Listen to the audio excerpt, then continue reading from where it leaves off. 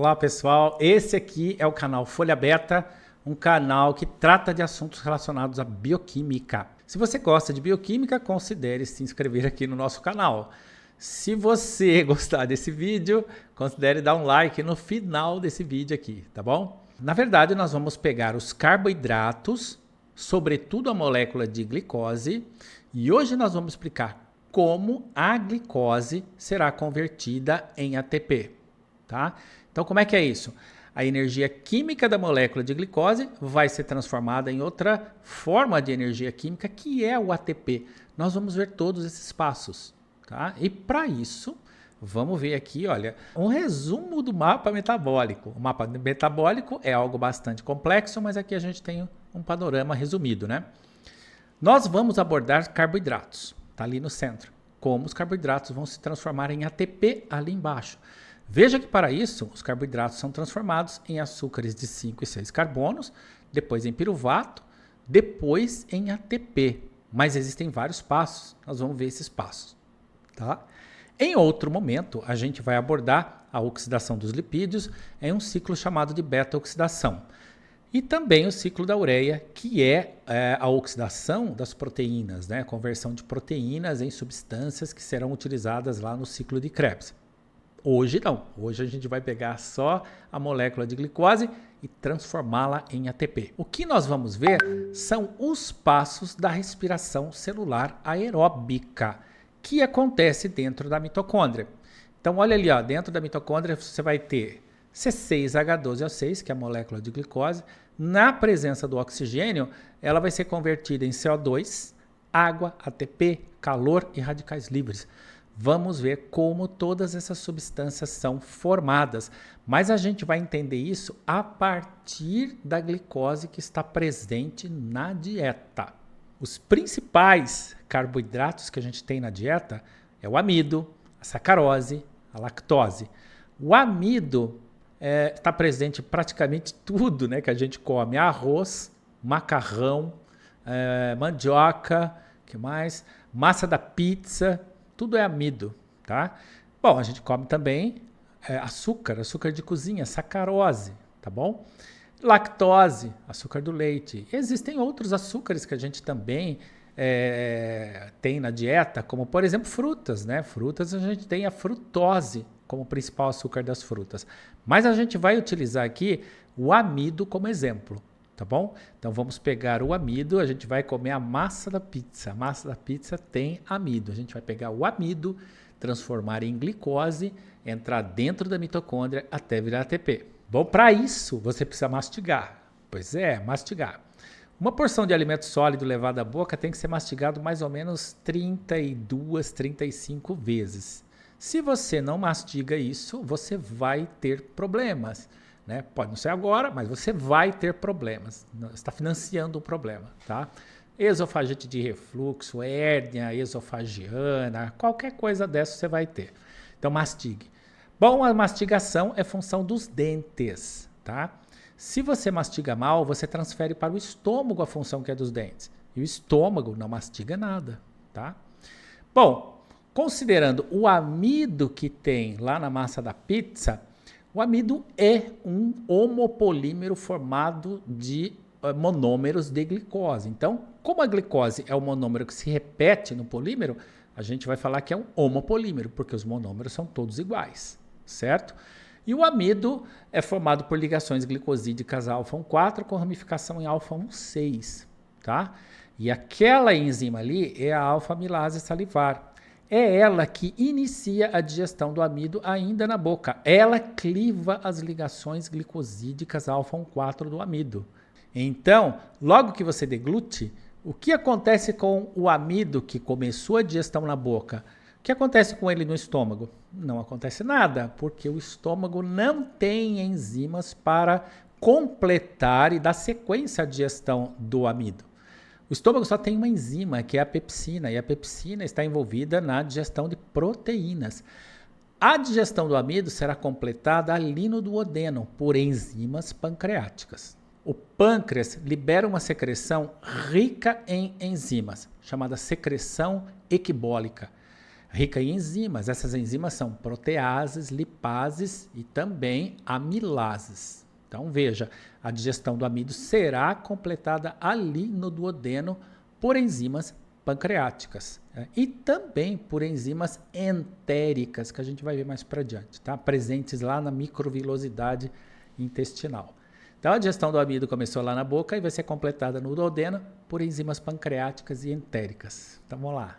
Mas veja bem, a gente precisa, agora que nós completamos a digestão do amido, então vamos ver que se a gente completou de verdade a digestão do amido, sim, olha, o amido passou pela alfa-amilase salivar, né, inicia a digestão dele ali na boca, depois na boca o amido é convertido em uma molécula chamada destrina, depois você deglutiu, no estômago não acontece nada com o amido, ele foi para o duodeno, tá? A primeira parte do intestino delgado. Lá no duodeno, o amido sofre digestão da alfa-amilase pancreática, né, que cliva completamente a molécula do amido, ele é desramificado, etc. Né? Bom, e ali, veja bem, nas microvilosidades intestinais, você ainda tem enzimas para completar a digestão de açúcares. Olha, você tem maltase, que digere a maltose, a lactase, que digere a lactose, e sacarase, que digere a sacarose, e converte todos esses açúcares em monômeros, né? Ou seja, moléculas pequenas, unidades pequenas de açúcares capazes de serem absorvidas. Então agora a gente vai abordar como esses monossacarídeos são absorvidos ali pela microvilosidade intestinal. Tá? Eles agora são monossacarídeos porque o amido sofreu uma digestão completa. Não só o amido, mas também a sacarose e a lactose. Bom, ali você vê que existe um transportador chamado SGLT1. Ele transporta a glicose ou galactose na codependência do sódio. Tá? O que mais? Existe um transportador também que transporta a frutose. A frutose é transportada pelo GLUT5 ali na membrana luminal. Então veja, GLUT5 transporta frutose, SGLT1 transporta glicose ou galactose na codependência do sódio. Agora que esses monossacarídeos entraram no enterócito, eles precisam passar para a corrente sanguínea. E eles vão passar através da membrana basolateral. Lá na membrana basolateral existe um transportador que transporta glicose, galactose e frutose. Qual é o nome dele? GLUT2. Ele transporta esses três açúcares de dentro do enterócito para a corrente sanguínea, tá bom? Aqui você vê bolinha, né? Ah, os transportadores são essas bolinhas. Não são. Os transportadores são estruturas complexas formadas por uma grande quantidade de aminoácidos organizados em alças transmembrânicas, em alças extracelulares e intracelulares. Se você quiser ver a estrutura do SGLT1, olha ele ali, ó. Aquilo ali é o SGLT1. Tá? E se você tiver interesse de conhecer melhor os transportadores de açúcares, a gente tem um livro publicado que trata somente desse assunto. Lá você tem não só a estrutura do SGLT1, mas de todos os glúteos. GLUT1, GLUT2, GLUT3, GLUT5, todos os glúteos, tá bom? É um livro que trata da topologia dos transportadores. É muito interessante, tá? Muito bem, até aqui tudo fácil, né? Ué. Esses monossacarídeos já chegaram no plasma. Vamos falar da glicose, certo? A glicose já chegou no plasma. Logo que a glicose chega no plasma, existe um sensor que detecta o nível plasmático de glicose. Qual o nome dele? Célula beta-pancreática. Lá nas ilhotas de Langerhans do pâncreas, existe a célula beta-pancreática. Ela detecta o aumento da glicemia. E por quê e como ela faz isso? Essa célula beta-pancreática ela tem um tipo de GLUT que é o GLUT2. A célula beta ela consegue captar glicose, né, quando os níveis plasmáticos de glicose estão muito aumentados. O GLUT2 consegue captar glicose quando a glicemia aumenta muito. E quem tem bastante GLUT2 é a célula beta-pancreática. Então ela pega a glicose, converte essa glicose em piruvato, esse piruvato gera ATP, né? E esse ATP fecha canais de potássio e abre canais de cálcio. Então vamos dar um tempo aqui. Como é que é o negócio? É assim. Aumentou a glicemia, você comeu um pedaço de chocolate, aumentou aumentou a glicemia, a célula beta-pancreática tem o GLUT2. O GLUT2 ele capta a glicose quando a glicemia está elevadíssima. Agora perceba que o pâncreas está captando glicose sem insulina. Evidente, é ele que vai fabricar insulina, certo? Ele tem o GLUT2. O GLUT2 consegue pegar a glicose, mas se o nível glicêmico estiver muito alto, ele pega essa glicose e transforma em piruvato. Essa operação bioquímica de conversão de glicose em piruvato chama-se via glicolítica, é essa que está aqui do lado. Tá? Tem 10 passos aí. A via glicolítica é aquela que transforma a glicose em piruvato na ausência de oxigênio e acontece no citosol da célula beta-pancreática. Depois você vai ver que essa via glicolítica vai acontecer em todas as células do organismo. Tá? Agora ela está acontecendo ali na célula beta-pancreática. Quando isso acontece, isso despolariza a célula beta-pancreática. E o que é despolarização? É, na verdade, um acúmulo de carga positiva na face interna da membrana plasmática. Tá vendo lá? Despolarizou a célula e as vesículas que contêm insulina são arrastadas para a membrana da célula beta e a insulina lançada no sangue, no plasma. Feito? Agora já tem insulina no plasma. E o que é o diabetes? O diabetes acontece quando essa sinalização está prejudicada e a célula beta não consegue lançar insulina no plasma ou lança de maneira insuficiente. Bom, falando da insulina, estamos no passo 4, olha aí. A insulina é um hormônio liberado pelas células beta-pancreáticas quando ocorre aumento da glicemia. A insulina é uma proteína, né, um hormônio que tem um caráter proteico e a sequência de aminoácidos você vê ali. É formada por duas cadeias, cadeias alfa, cadeia beta, ligadas entre si por pontes de sulfeto. Tá? Esse é o receptor de insulina. É um receptor chamado receptor de tirosina sinase ou tirosina quinase, tanto faz. Ali você vê a estrutura da pró-insulina, né? aquela molécula mais clara ali, da pró-insulina, ela é retirada e você tem a insulina madura, tá bom? Bom, e aí a insulina vai ligar-se aos seus receptores. Esses receptores estão em todas as células do organismo. Veja, o pâncreas liberou insulina, mas a célula do fígado, tecido adiposo, tecido muscular, do cérebro, elas têm que saber que a insulina está lá fora para elas captarem. E como isso acontece? A insulina liga nesses receptores, o receptor se autofosforila, desencadeia uma cascata interna, uma cascata bioquímica interna nas células-alvo. Essa cascata bioquímica sinaliza que a célula-alvo deve incorporar glúteos na membrana. Então como é que é? A insulina é liberada, a célula do músculo, né, a célula do tecido muscular, percebe a insulina por meio de seus receptores. A insulina se liga aos seus receptores lá na célula muscular. Aí desencadeia uma cascata bioquímica interna dentro da célula muscular e essa célula muscular ancora, coloca o glúteo na membrana e capta a glicose. Isso acontece no músculo, acontece no fígado, no tecido adiposo, no cérebro, em todos os tecidos.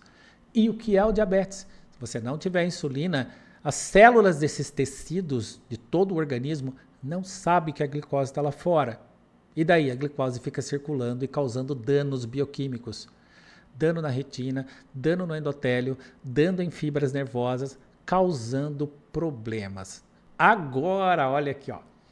Após a glicose ganhar o meio intracelular de todas as células do organismo, né, ela vai entrar na via glicolítica. Tá, mas o que é a via glicolítica? É aquela via glicolítica que aconteceu lá na célula beta-pancreática, ela vai se repetir em todas as células do organismo agora.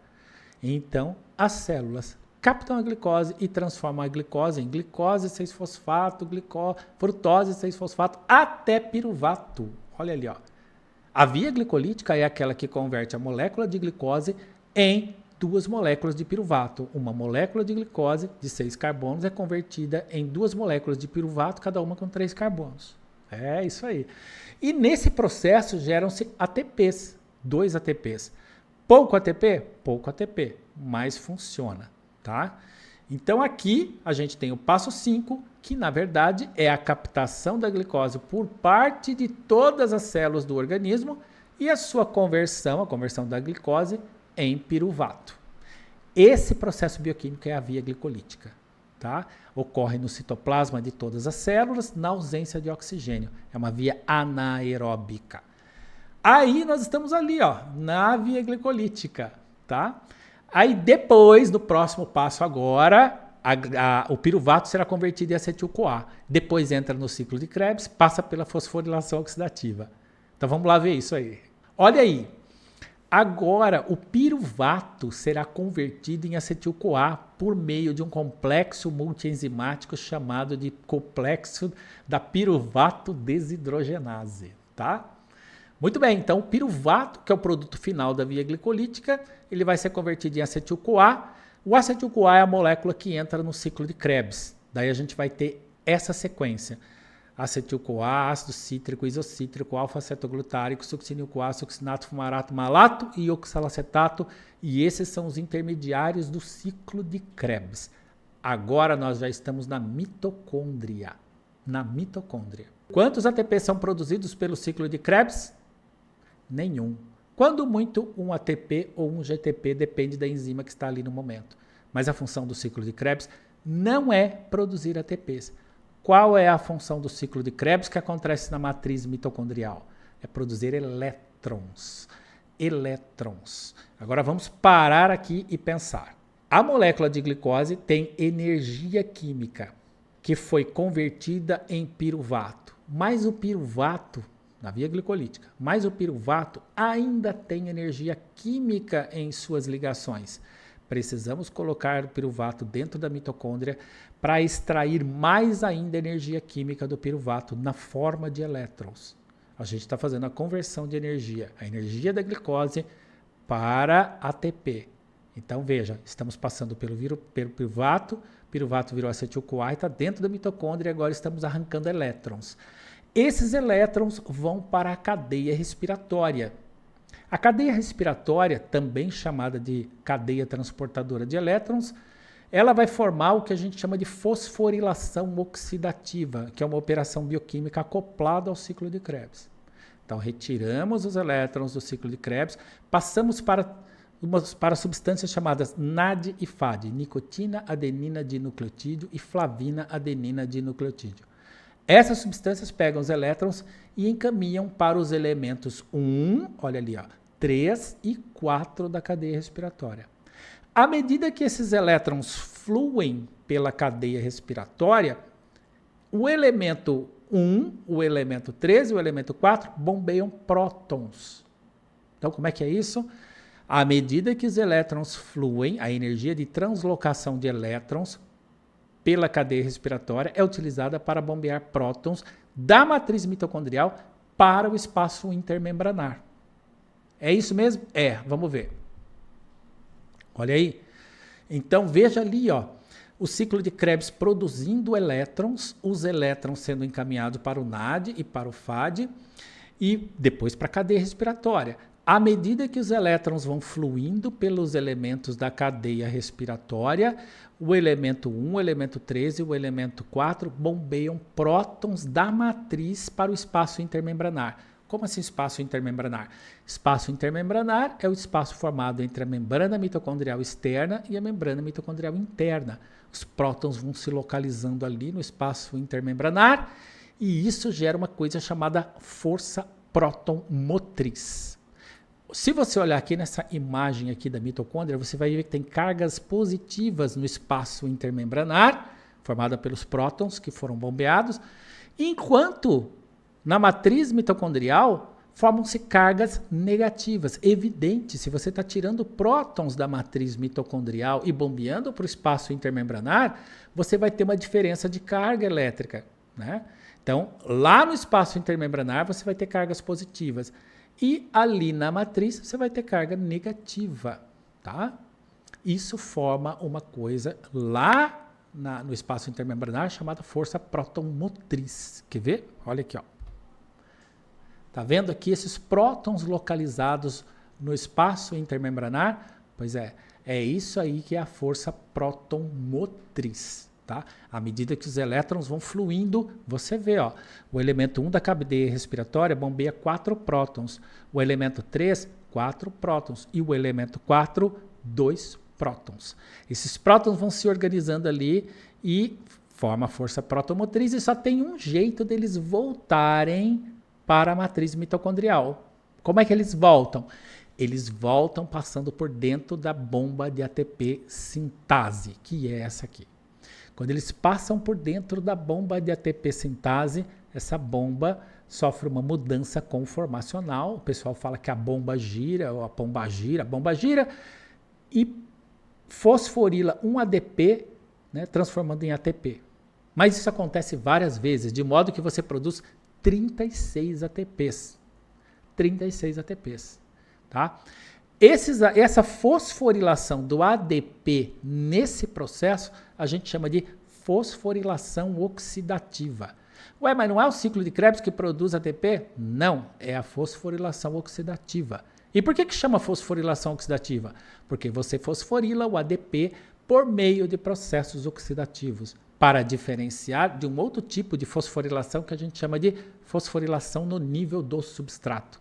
Que é pegar uma glicose, por exemplo, e colocar um fosfato nela, né? Uma sinase que faz isso. Isso é fosforilação no nível do substrato. Essa aqui não. Essa aqui é a fosforilação oxidativa. Feito?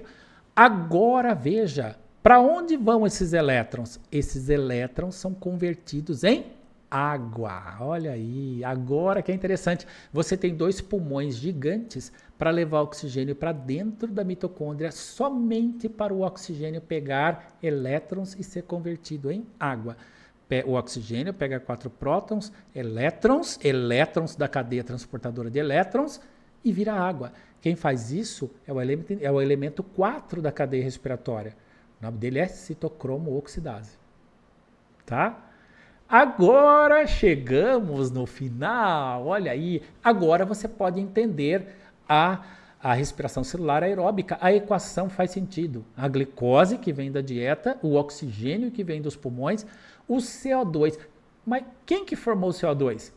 Volte no ciclo de Krebs que você vai ver o CO2 sendo formado no ciclo de Krebs. O CO2 formado no ciclo de Krebs é decorrente da descarboxilação dos intermediários do ciclo de Krebs. Forma CO2. É isso aí. O CO2 sai pelos pulmões. A água formada ali no final da fosforilação oxidativa, a água é aproveitada pelas células, né? Formou-se o ATP. Olha aí, convertemos, né, a glicose em ATP. Convertemos. Só que veja, a física explica muito bem que uma conversão de uma forma de energia em outra gera uma energia entrópica que não pode ser usada para realizar trabalho. Né? Tá, e que energia entrópica é essa? Calor. Você pegou a molécula de glicose e transformou em ATP. É uma conversão de energia química e energia química, mas gerou uma forma de energia entrópica que é o calor, que nos dá a temperatura de 36 graus. Tá? 36,5, né? Então, se você perguntar por que a gente mede 36 graus e meio, por que a gente não mede 40? A gente mede 36 graus e meio. E por quê? Porque você pegou todos os nutrientes da dieta, vamos falar aqui da glicose, e converteu em ATP. Durante esse processo, aparece uma forma de energia entrópica, que é o calor. Tá? E os radicais livres? Pois é, eu falei que o oxigênio chega lá para pegar os elétrons, não é? Isso acontece, mas não de forma tão perfeita. Uma parte dos elétrons encaminhados pela cadeia respiratória vão se transformar em radicais livres. Radical livre é uma espécie química reativa que tem um elétron despareado na última camada. Ele é doidão e ele causa doenças porque ele rouba elétrons e desequilibra e desestabiliza outras moléculas, como é o caso do DNA. Pode gerar até câncer e gera, tá? Então, por mais que você faça, eu não quero envelhecer, você vai envelhecer porque vai gerar radicais livres, tá? Se você quiser melhorar um pouco, coma antioxidantes. Mas você já viu, né? Bom, muito bem. E agora? Agora o CO2 que saiu, ó. O CO2 saiu, mais a água, mais a luz do sol, transforma tudo isso em glicose, vira uma semente, um grão de arroz, você come e começa tudo de novo. Legal, né? Agora que você entendeu tudo e viu que não é difícil, né? Se você tiver alguma dúvida, deixa aí nos comentários, certo? E já que você entendeu tudo, diga nos comentários quem é essa banda aqui, ó. Muito legal. Eu ouço toda semana e você vai escrever quem são esses caras. Feito? Finita la comédia. Muito obrigado por ter assistido e até mais. Tchau. Chegamos ao final dessa abordagem. Uma de nossas fontes bibliográficas para o desenvolvimento desse conteúdo foi o livro intitulado Bioquímica Clínica. Se você quiser adquirir essa obra e mais de 300 outros títulos com 30% de desconto, consulte nosso catálogo e entre em contato. Se você gostou desse conteúdo, apoie nosso canal com seu like e considere se inscrever, fazendo parte da Folha Beta. Obrigado.